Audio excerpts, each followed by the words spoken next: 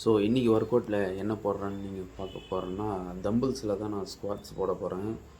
3 sets இப்போ start பண்ண பாருங்க. அதே கவுண்ட்டு தான், நான் கவுண்டெல்லாம் ஏற்ற மாட்டேன் எப்போவுமே. என்னோடய ரெப்புடேஷன் கவுண்ட்டை தான் நான் வந்து ஃபாலோ பண்ணுறேன்.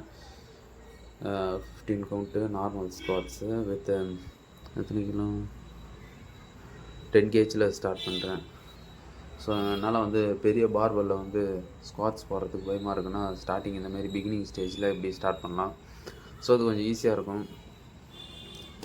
நீ வந்து ஃபுட்டுக்கு முன்னாடி போகாதபடி பார்த்துங்க.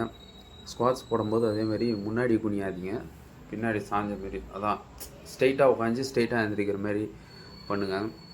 ஸோ பெரிய பாரில் போட்டிங்கன்னா 22 கேஜி கிட்டே இருக்கும் அந்த பாரு. அது போடும்போது கொஞ்சம் ஃபியராக இருக்கும். பட் பிகினிங் வந்து இந்தமாரி போடும் பட்சத்தில் யாராக இருந்தாலும் போட்டுடலாம். அதேமாரி உங்கள் தைஸ்லேயும் வந்து மசில் வந்து பில்ட் ஆகிடும். ஸ்டார்ட் பண்ணி ஃபஸ்ட்டு செட்டை வந்து நான் ஃபுல்லாக கம்ப்ளீட் பண்ண போகிறேன். கம்ப்ளீட்டும் பண்ணியாச்சு. இப்போ நம்ம செகண்ட் செட்டு போட போகிறோம். ஸோ இது கொஞ்சம் ஹெவி வெயிட்ஸு தான். பார்த்திங்கன்னா 18 to 20 கேஜி. நான் 18 கேஜி போட்டேன். ஏன்னா 20 கேஜி நெக்ஸ்ட்டு தூக்கணுன்னா அது கொஞ்சம் வந்து ஹெவியாக இருக்கும். ஸோ இதுவும் பார்த்திங்கன்னா பேரலல் ஸ்டாண்டில் உங்கள் ஷோல்டர் லெவல்லேருந்து கொஞ்சம் வைடாக மட்டும் நின்றுங்க. ஸோ ரொம்ப காலை பக்கத்தில் வச்சு நேரோஸ் அப்படிலாம் போடாதீங்க, கொஞ்சம் வைடாக அப்படி வச்சு போட்டால் மட்டும்தான் உங்களால் இது பண்ண முடியும். கரெக்டாக பேக்கில் வந்து குனியாத அளவுக்கு போட முடியும். ஸோ இப்போ நான் பார்த்திங்கன்னா நெக்ஸ்ட்டு 12 கவுண்ட்டு வந்து போட்டுக்கிட்டே இருக்கிறேன் கண்டினியூஸாக.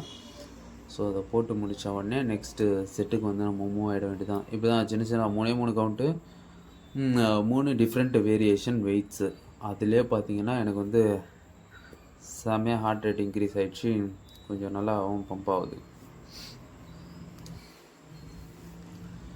கண்டினியூஸாக போட பாருங்கள். ஆனால் நான் கண்டினியூஸாக போடல. ஒரு செட்டு முடித்த உடனே தம்பிள்ஸை ரெஸ்ட்டு வச்சுட்டு ஒரு வாக் போயிட்டு என்னோடய ஹார்ட் ரேட்டை மறுபடியும் இறக்கிட்டு அப்புறம் தான் மறுபடியும் வந்து நான் அதை ஸ்டார்ட் பண்ணுறேன். ஸோ வீடியோக்காக உங்களுக்கு பார்த்திங்கன்னா கண்டினியூட்டியாக வர மாரி இருக்கும்.